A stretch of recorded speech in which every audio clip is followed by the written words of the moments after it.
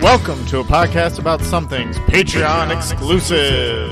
What is you mean? We break down each episode of the final season of HBO's Game of Thrones. I said, baby, I don't hate you, but I hate to see you go. All right, so the first episode of season 8 is in the books, called Winterfell. I wonder why. Seems like we spent a lot of time in Winterfell. Just a few minutes.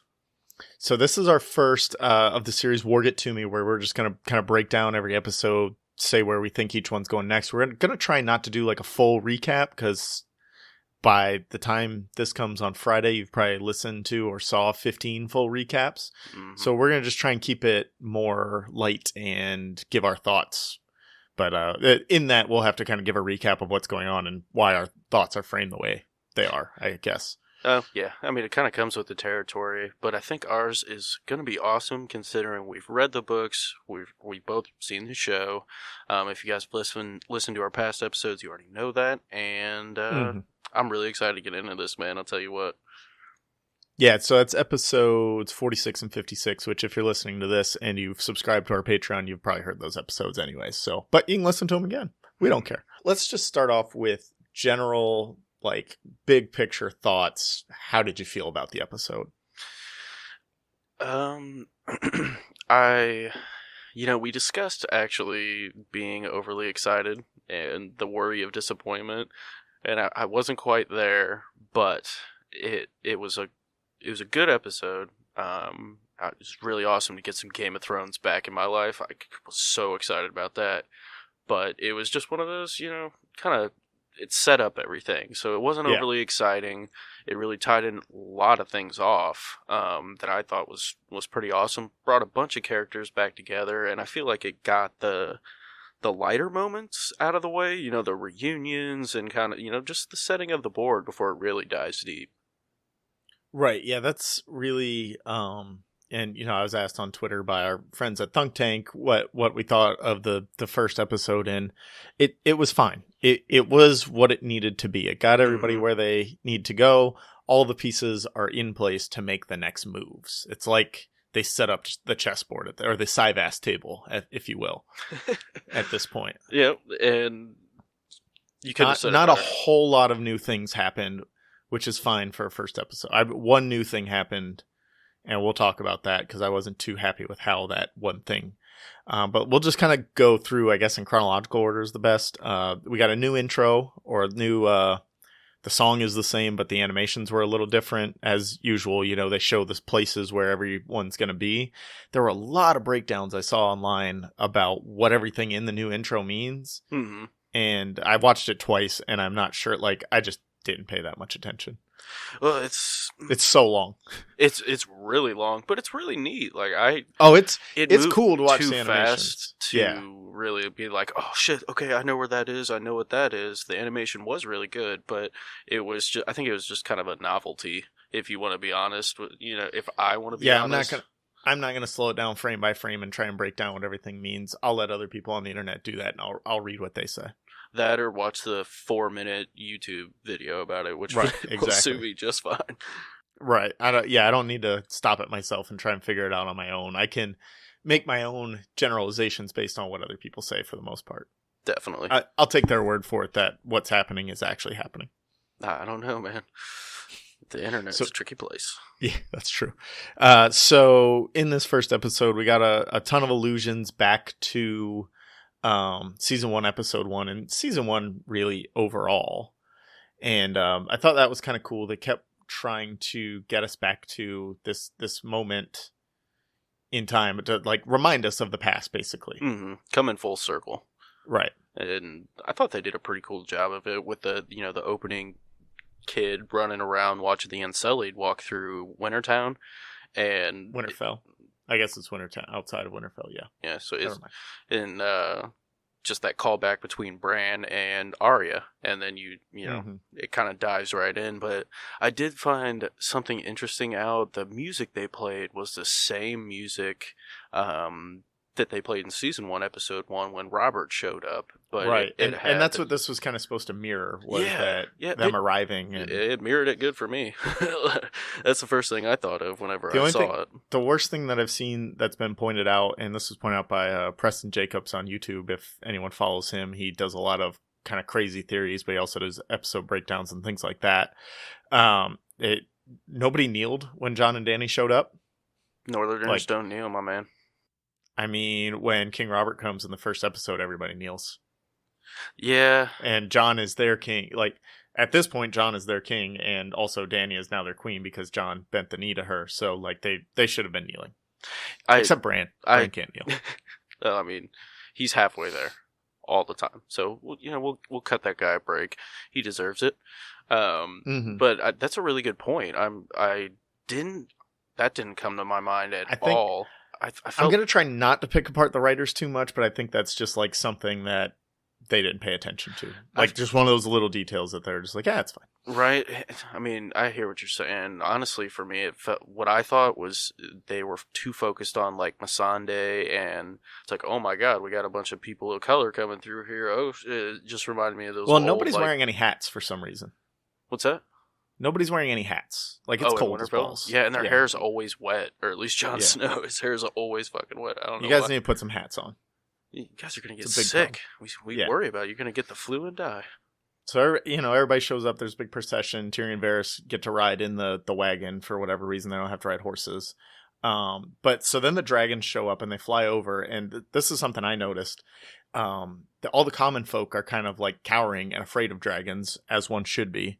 And Dany's just like sitting on her horse, smiling at them and smiling as everybody's kind of running, screaming for the hills. And I'm like, you kind of need to get in the moment here, Dany. There's something that, like, maybe you should try and calm people down, or maybe shoo the dragons away a little bit, because this is terrifying the people who now need to fight for you. And you are doing everything that they're you're falling right into their trap. Like, they are they're afraid of the Mad King and his daughter. This is why they don't trust you. Yeah, and they're just kind of waiting for you to do exactly what you did.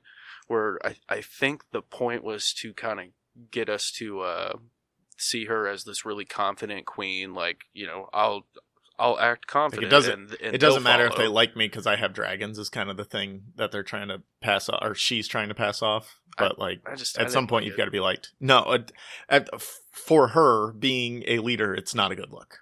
No, it seems really cocky. It's like, Dany, chill. Like, come on now. So we get our meet and greets, and then Bran knows what's up. He's like, hey guys, there's no time for all this side eye between Sansa and Dany. Like, seriously, between this scene and the next scene where they're in the council, like, they're just staring at each other through the side of their eyes. Like, I thought we were in a Real Housewives episode.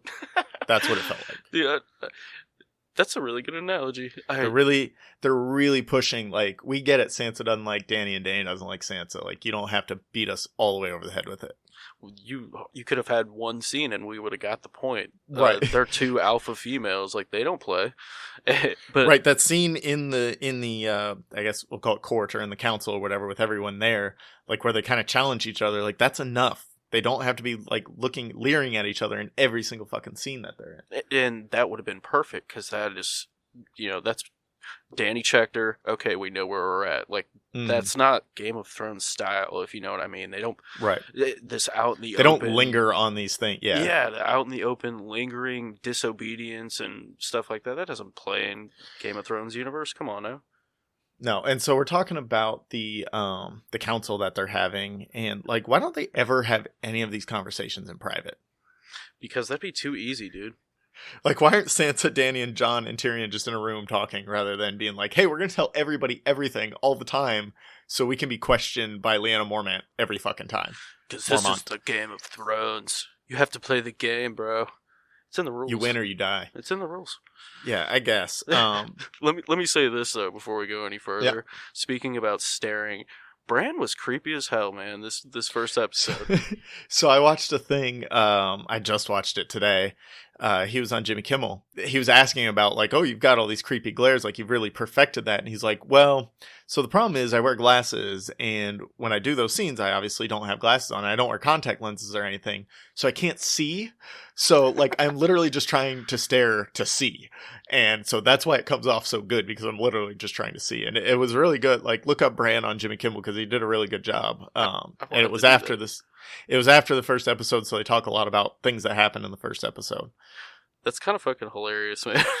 Yeah, because he's just like, I can't fucking see, so that works because he has that perfect deadpan, like just that kind of. I imagine that's the face, like this creepy guy who just smells like farts constantly, staring at a chick that's way out of his league, just like, you know what I mean? Just completely out of it. That's what I got from Bran. Creepy as hell. Yeah, well, and it's weird because like on Jimmy Kimmel, he's very engaging and like kind of funny, and then you watch him in the show and he's just complete deadpan, and we must go inside. We don't have time for this. Yeah. The Night King has a dragon. You bastard. Back to Lyanna Mormont real quick. Do you think... All right, I'm going to give my thoughts. I feel like they're using her too much. Like they're giving... They just keep making everything she tries to say iconic and like, oh, she's such a badass, which she is. She's like 9. Let's come on now. Let's be real. You know, she's leading a whole, army and everything like that, which I get. But, like, every fucking time anybody says anything, she has to stand up and challenge them in the dumbest fucking way possible. And it's just like, I really feel like she's going to get overused, and I'm going to be sick of her by the time she dies. I think they're playing too much fan service because they don't really have anyone else to do that right now. Like, everybody else that would do that's kind of dead or been pushed off to the side by Jon Snow or Dany. So, right. They haven't put any time in any actual character development other than the main, 10 people that are still there. Right. That are, like, main characters. So, like, they think they can just bring her off the bench and let her challenge someone, and that'll be it. Like, everybody will just go crazy because a 9-year-old's saying this shit. And it's like, all right, it's getting a little tired at this point.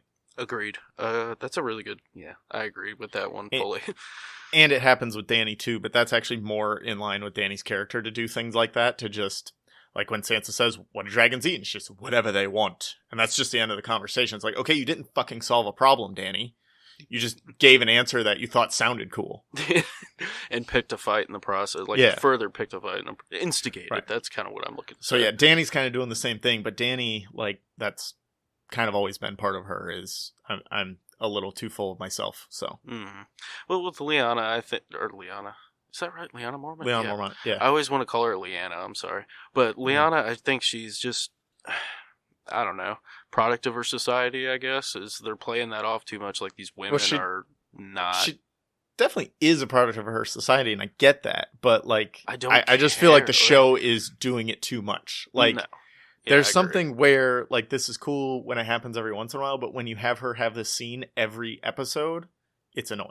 Super annoying. Then Tyrion and Sansa meet up. Not much going on there. My wife asked if they're still married.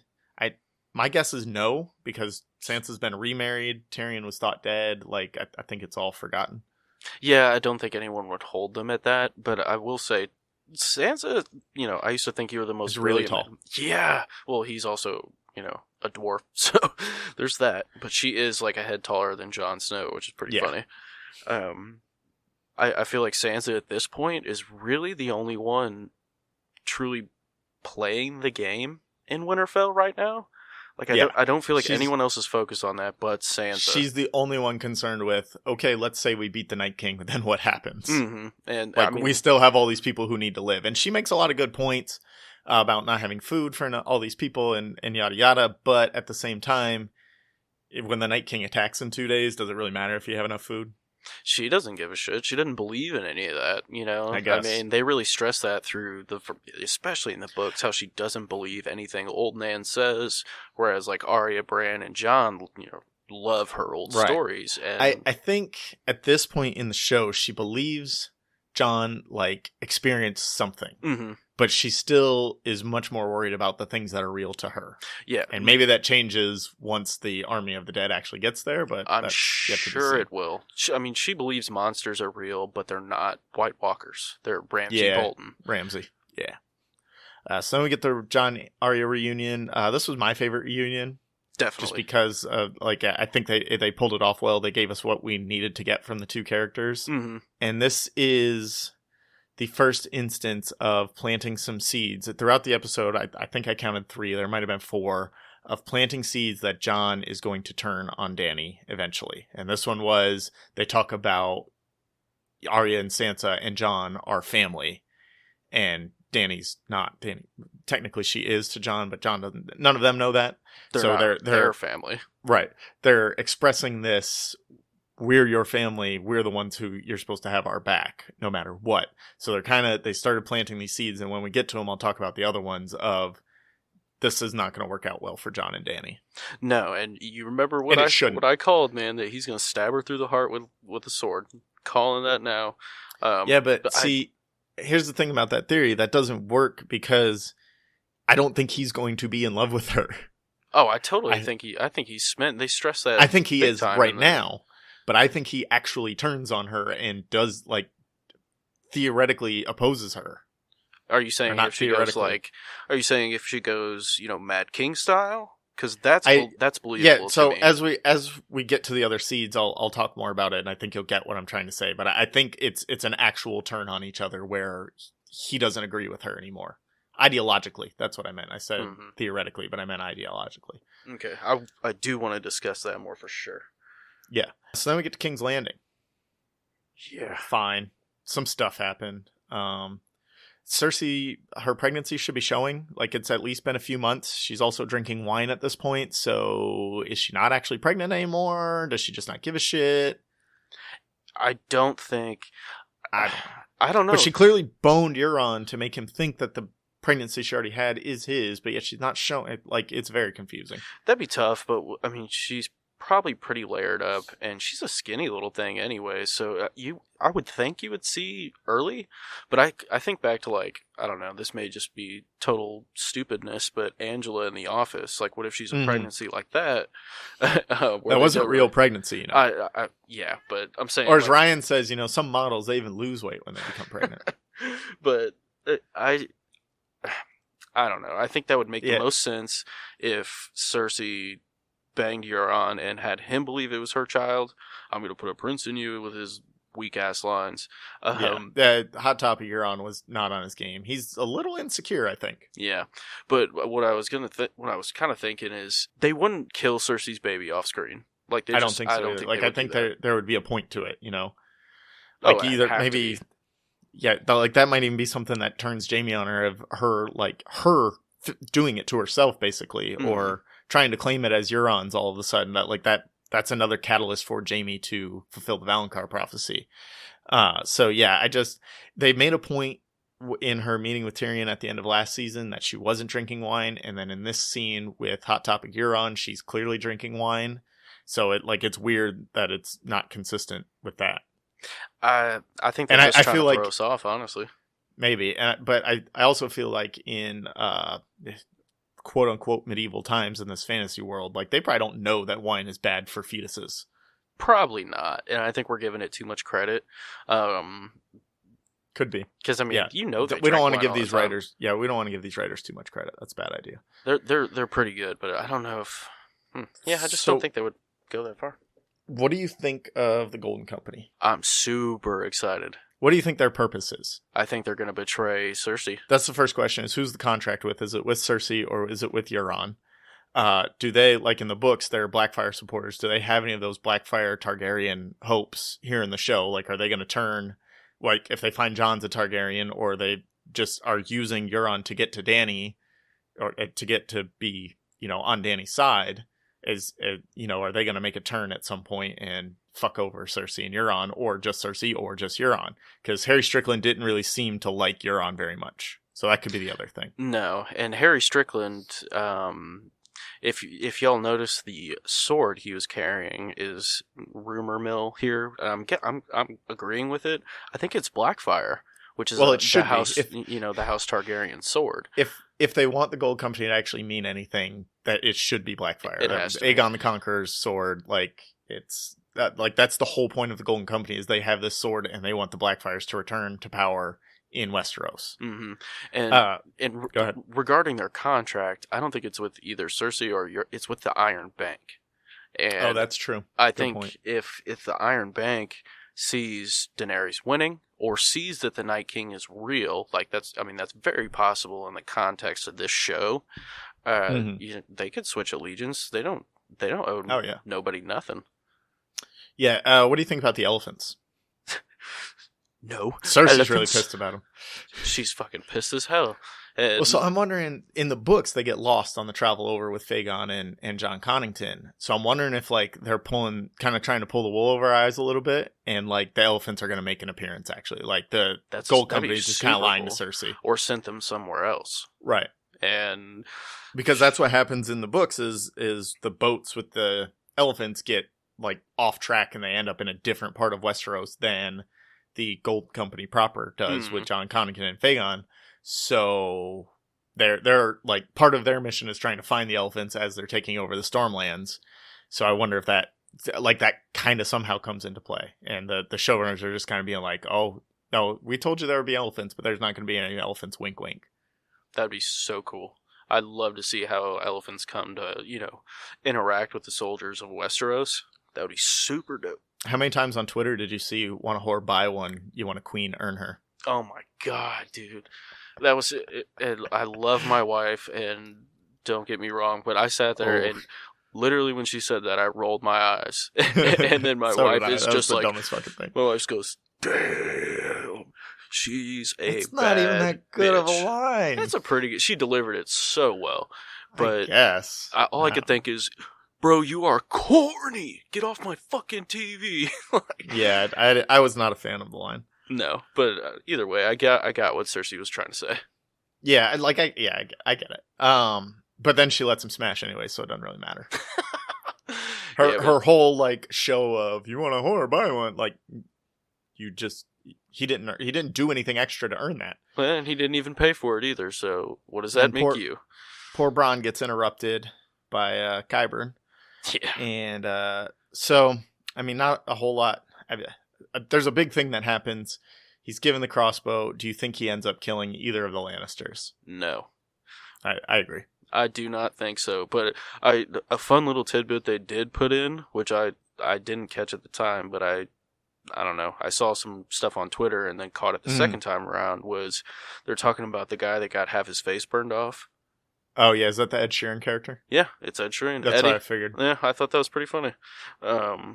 Because they said the redhead got his face burned off. Yeah. Yeah. I was distracted by Bronn's immaculately waxed chest. Like, that thing is smooth. And I was just like, I was trying to pay attention to what the whores were saying, but I couldn't. Like, it just threw me off. No shit, man. You gotta. How would you do that back in the day? Do you just like kind of burn it off and scrape the rest? Renly and Loras showed us in season 1. Yeah. Does he got Sir Loras? Oh no, he's dead. I don't know how Bronn did it. Maybe the whores did it for him.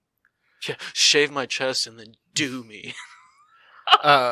Yeah, but I agree. I don't think Bronn kills either of them. Tyrion's not going to die. He'll pay double. Jaime's going to die with Cersei. And again, if Bronn makes it out of it, Tyrion's going to owe him double. So he owes him 2 castles and 2 women. You think those castles are the twins? That would be a good landing spot for Bronn. That would be so 2 castles, but it's only 1 land hold, Bronn I would think be that's perfect. a good way to pay it. Well, the twins are kind of a toll station too, so he could very good place. Bronn for would be perfect for that. Get as many women as he wants. Then, well, at the same time, he'd be paying all his taxes and get a little something on the side. And then we go back to Cersei and Euron one more time, and like Cersei just needs something to do. Like this is complete bullshit what they've got her doing in this episode, and probably a little bit the next. Like until people start moving south, she's just going to be completely wasted. Mm-mm. Yeah, it's not.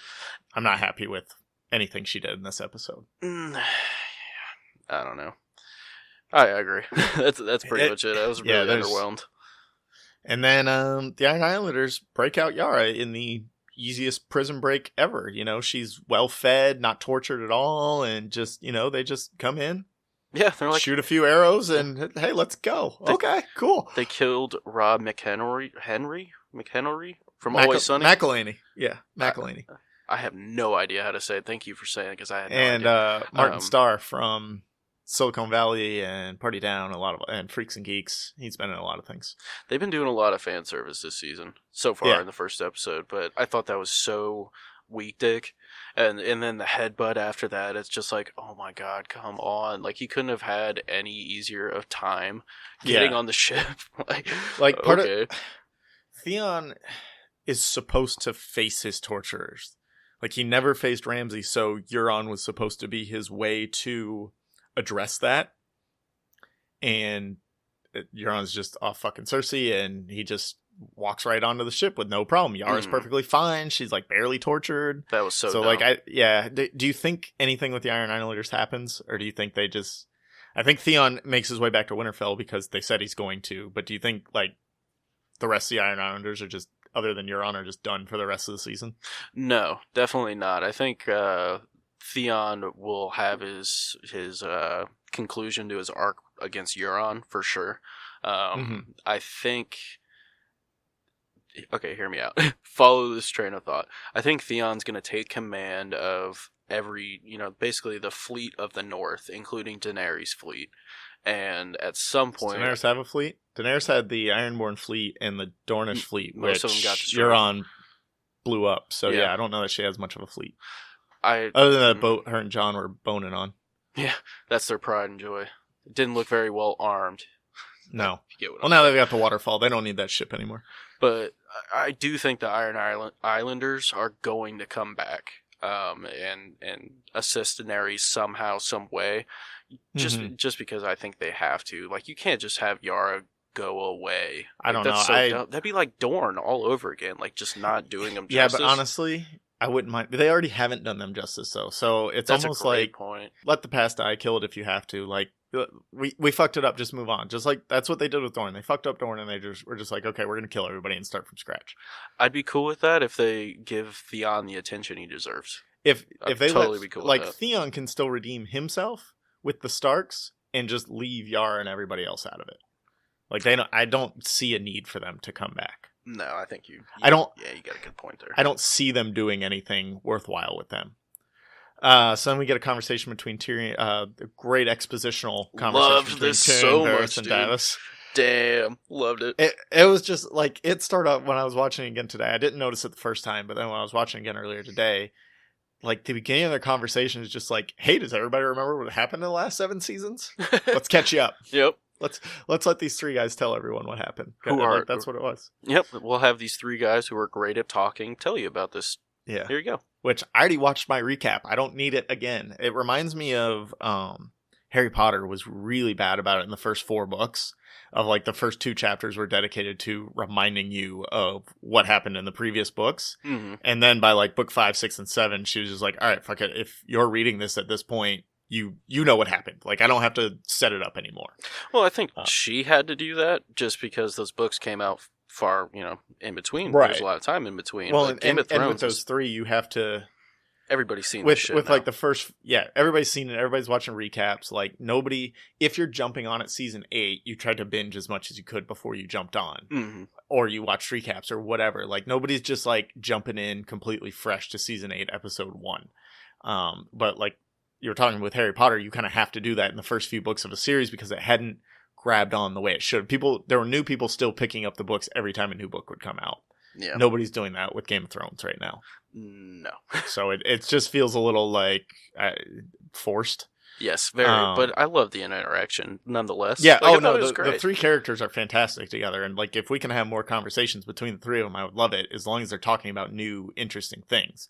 They gotta because then they get into the point of, how do we earn Northern loyalty, and do you think Daenerys ever earns that Northern loyalty? She's going to have to do something crazy. I think she'll save a ton of people during the Battle of Winterfell, and it'll happen over the course of the battle.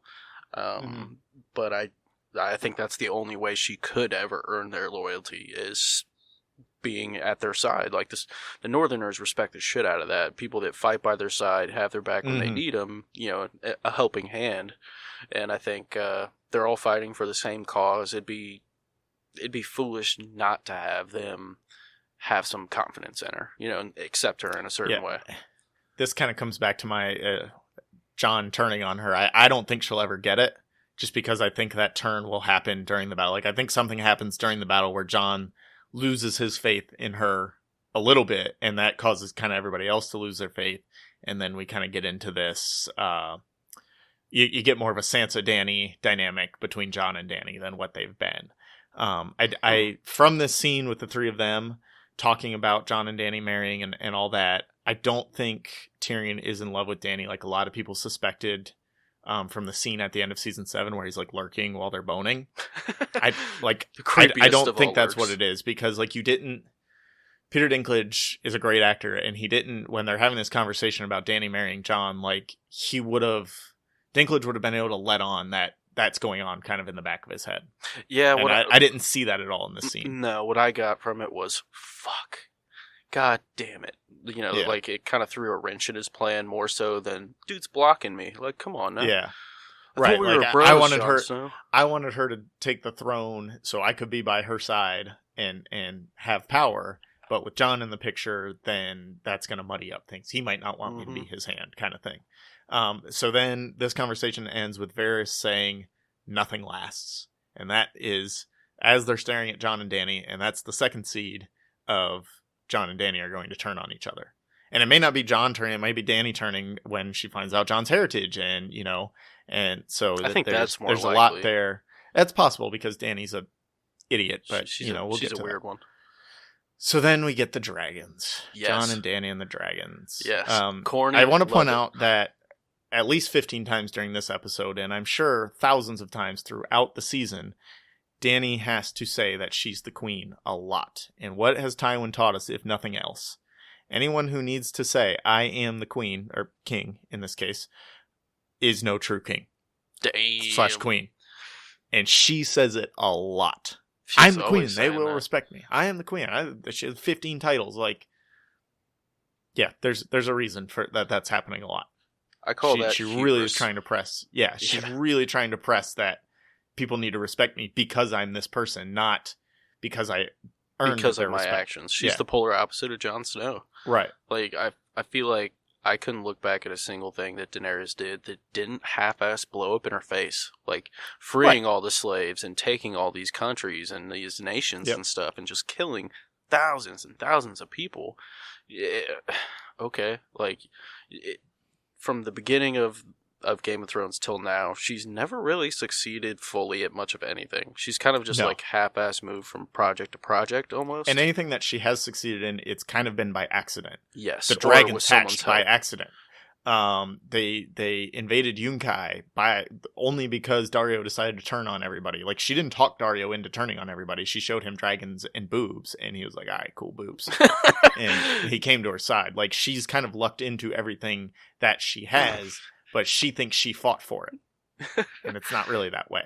She did. I mean, she bared her chest, bro. She deserves it. Yeah.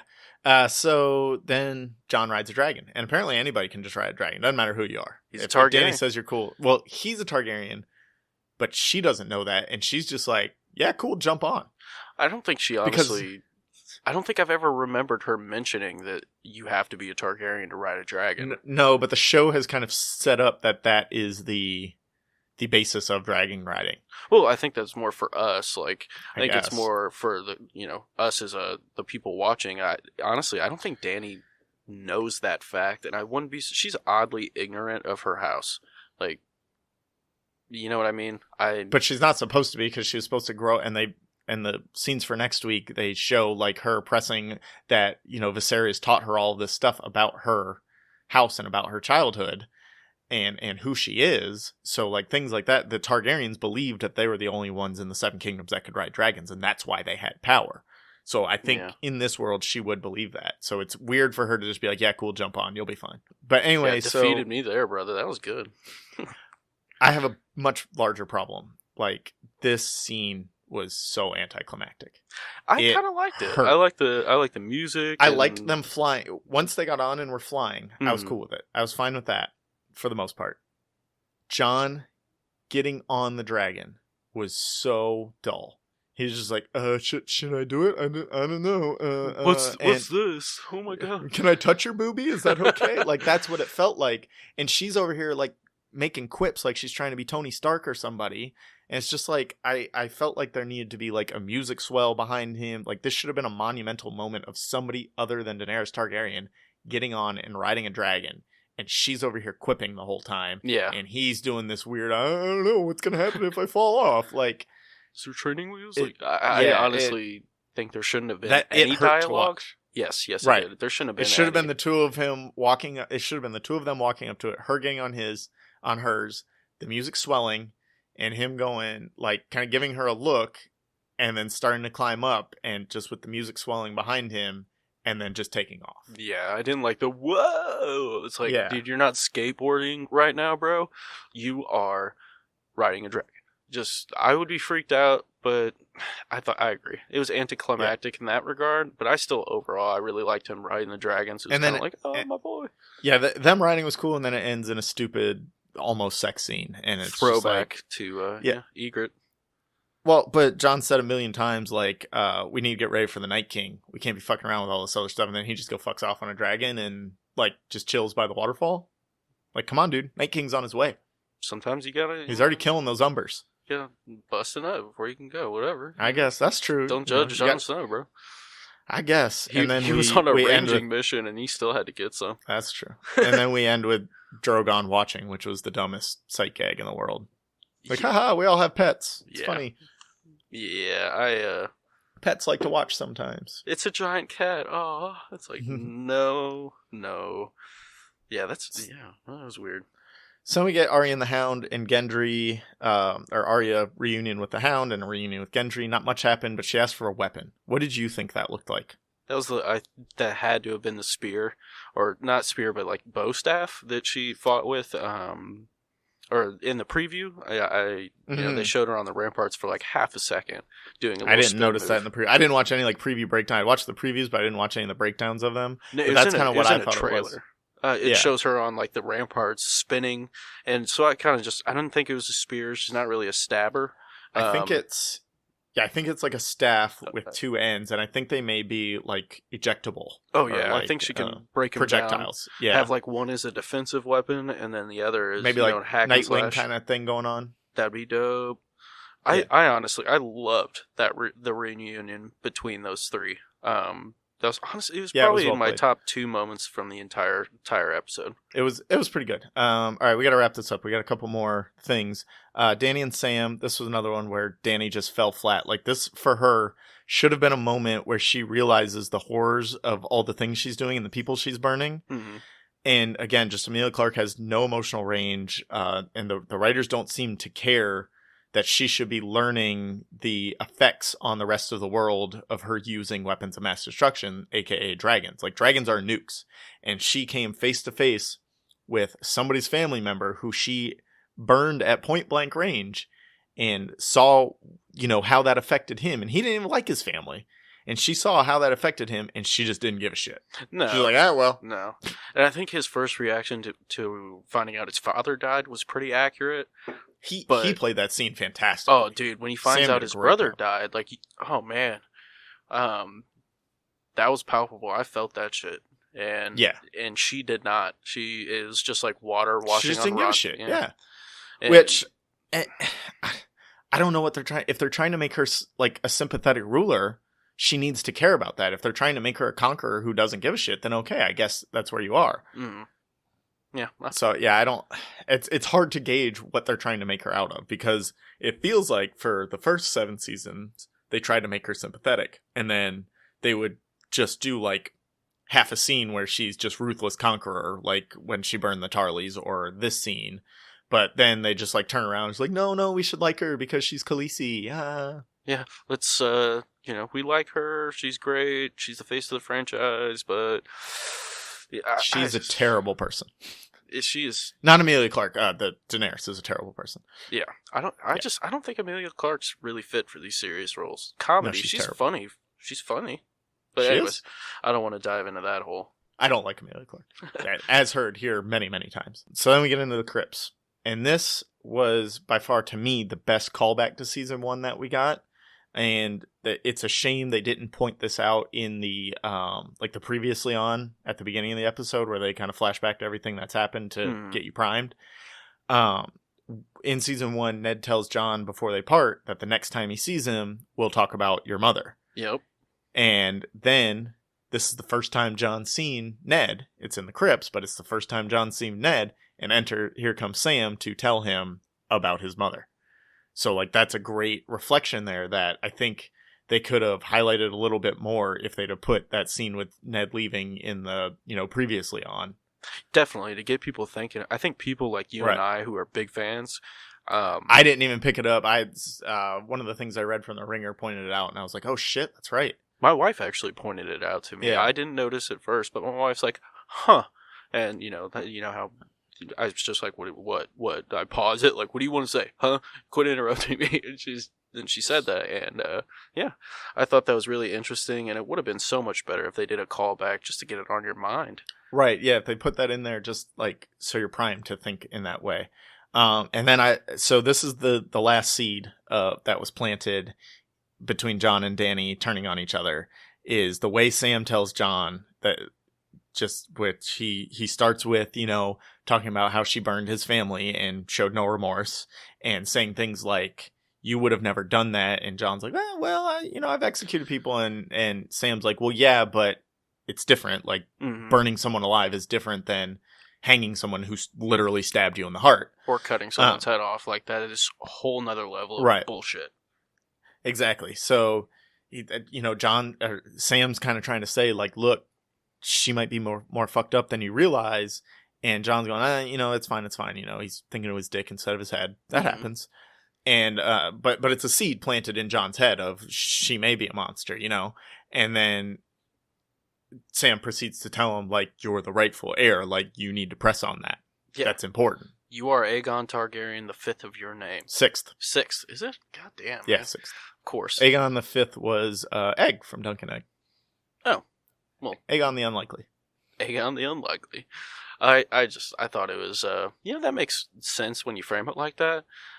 When Jon's like, that's treason. It's like, really, Jon? Really? Have you ever worried about treasonous actions if they're, the right thing to do? Yeah, for real. You've been deserted from the Night's Watch for like 2 years now. I think you're good on the whole treason thing. Yeah, you broke all your vows. You don't owe anybody anything. Like, yeah, come on, bro. He knows that he's not a deserter because he served the Night's Watch until death, but literally nobody else in the realm knows that. So I think in everybody else's eyes, you should be a deserter. Yeah, yeah. So I think, like I said, there were some seeds planted that I don't think it'll be. Like I said, I don't think Jon will just turn outright, but I think he'll see increasingly that Dany is not, just this nice, lovely woman. Like she is kind of a monster. And I think she'll do something like she'll, take something too far by burning innocents or just like being like, why are we trying to negotiate? Let's just burn them all basically. And Jon will see that and he won't angrily turn, but he'll turn out of duty. And, because Daenerys is taking things in a direction that is not humanitarian. Yeah, I think he'll realize that she's wearing a mask. And when he interacts with her, that mask is on. And when he doesn't, I think it'll kind of come down to... Arya's wearing Dany's mask. That's it. Dude, that would be so fucking dope. But man. Should we go to the game? Should we go to the Reddit Game of Thrones theories now? No? No, because I will go down that rabbit hole and never come out. They're terrible right now. They're sorry. They've gotten even worse. That's kind of hard to believe. Yeah, sometimes they're fun to read. And then we go to Last Hearth. This was the best scene in the episode in my mind. It was very dark and hard to see, but hard to see. Tormund and Dolorous said, come in on each other.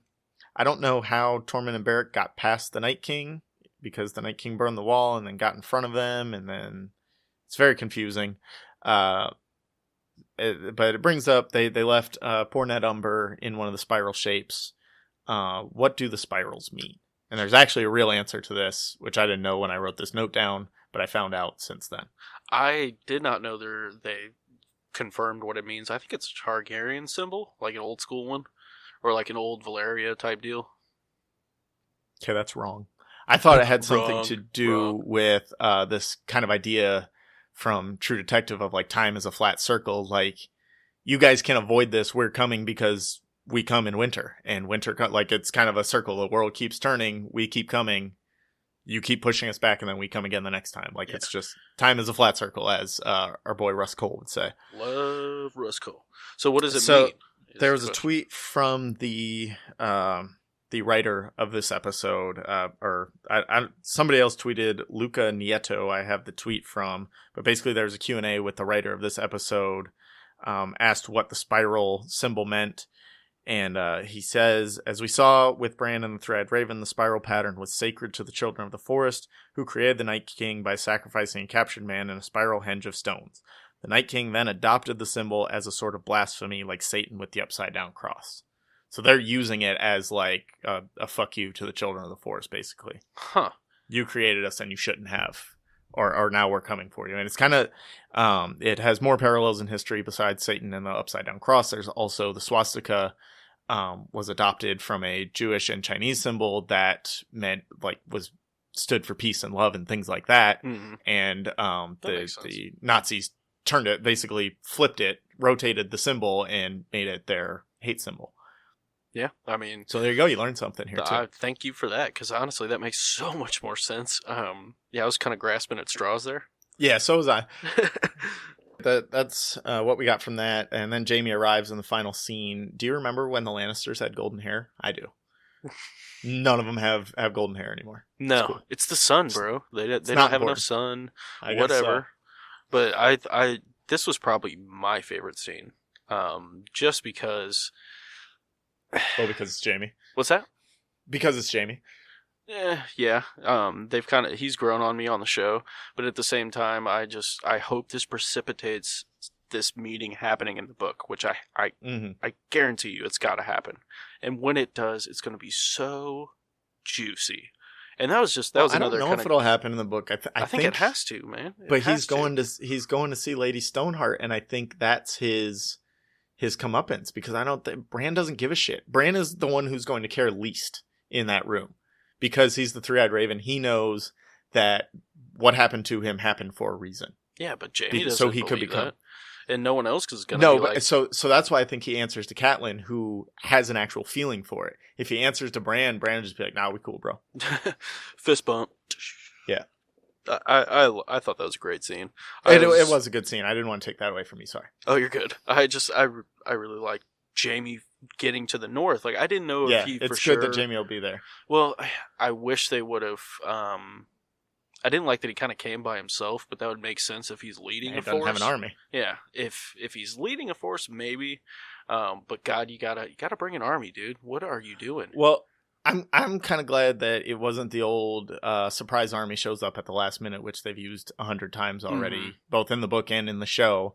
Like, it was just, he came and he's actually going to have to answer for some. It looks like he's going to have to answer for some of his crimes before the actual battle starts. So that'll be interesting.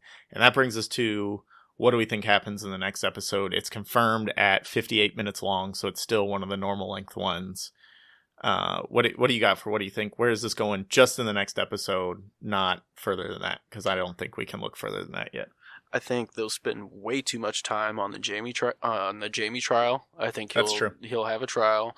They'll do peripheries of what Cersei's doing in the meantime. So they'll give her 10 minutes. They will give 10 minutes of more exposition of northern towns falling and that the Night King's getting closer, blah, blah, blah.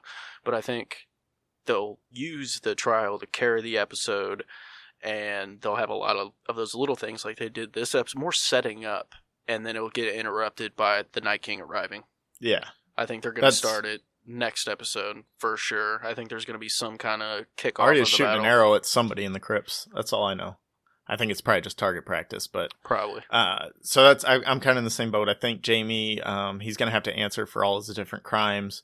I think Tyrion tries to stand up for him, but I think he gets shot down by pretty much everyone, because his whole pitch to Dany was, my family's shitty and I hate them. Yeah. So I think she's going to be like, why do you have his back now? You've told me all this terrible stuff about him. Mm-hmm. So I don't think Tyrion, like, whatever Tyrion says is not going to have an impact on Dany, because it seems like Dany's going to be the one questioning most about killing Ares.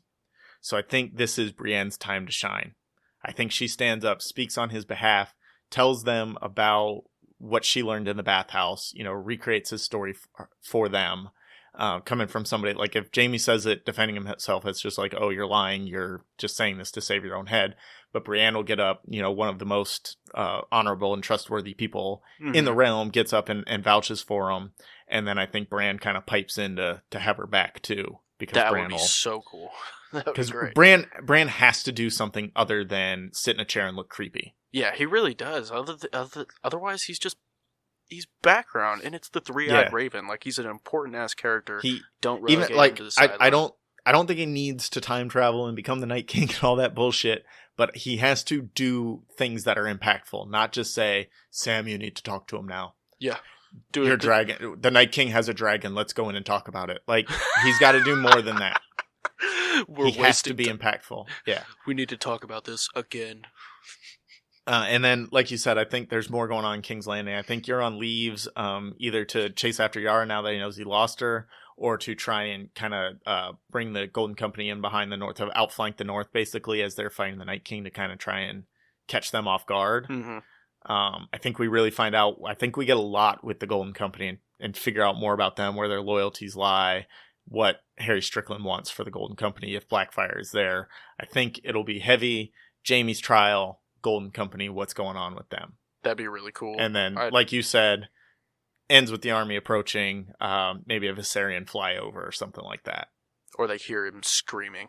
Right. I could see that happening. It's going to end, like everybody, they even showed it in the preview, like everybody's going to be on the battlements seeing the army coming. Mm. It's going to be, and then it's going to cut to black. Yeah. Ready for that. Yeah. So that's our thoughts on Season 8, Episode 1, Winterfell. We were trying to keep it under half an hour. We did not do that. Maybe we'll do better next time, but probably not. So yeah, sorry guys, but not sorry. You got your money's worth. Yep. And now our watch is ended.